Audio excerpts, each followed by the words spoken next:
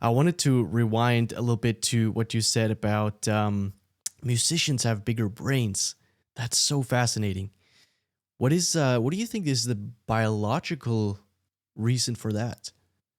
I Well, suppose. it's a part of the brain. I mean, we now know that we all process sound in a kind of holographic way. It's all over the brain. It's not, there isn't a sound center in the brain particularly. Um, we do process sound faster than we process vision because hearing is your primary warning sense. You can hear what's behind you, and you can hear in the dark. So eyes aren't very good at seeing what's behind you or seeing in the dark. And so hearing, I mean, there isn't a mammal, or in fact, there isn't a vertebrate on this planet that doesn't have ears and can't sense vibrations. It's even bacteria and cells sense vibrations. So hearing in that sense is the most important, the primal sense. Vision came a lot later, and it takes longer to process. You're reacting to a sound far faster than you're reacting to what you see. So it's very deep, it's very fast.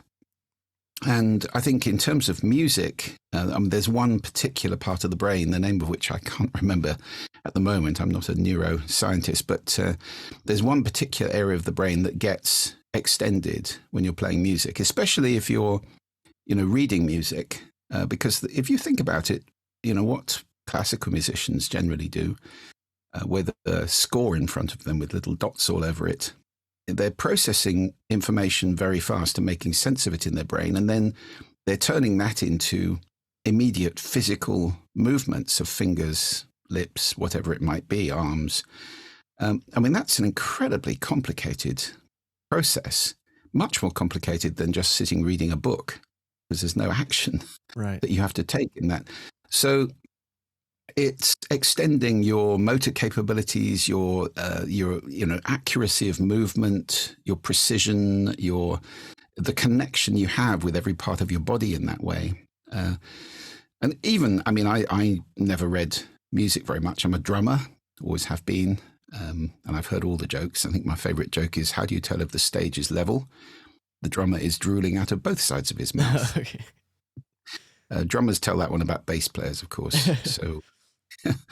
But even with drumming, you've got 4 limbs and they have to be relatively independent. So you learn a more intense way of moving than just walking about or, doing what comes naturally. So I think it's no surprise that, your brain gets extended, pushed. And I think there's quite a lot of evidence that even listening to music is very good for your neurology. I mean, it's used.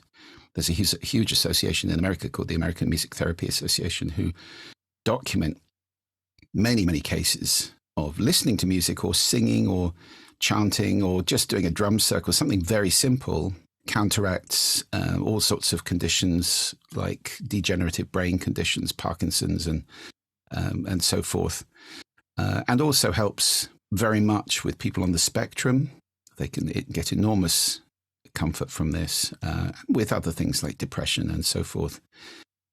Even stroke recovery is aided enormously by. Wow. So sound really is very, very important. It's been used in healing for thousands of years, and I'm sure we will discover there are scientific reasons for that.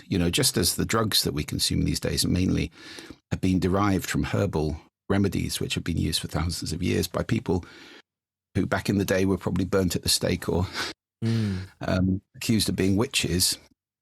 Well, I think we'll probably discover that the sound healing methods that have been used for thousands of years have got scientific validity.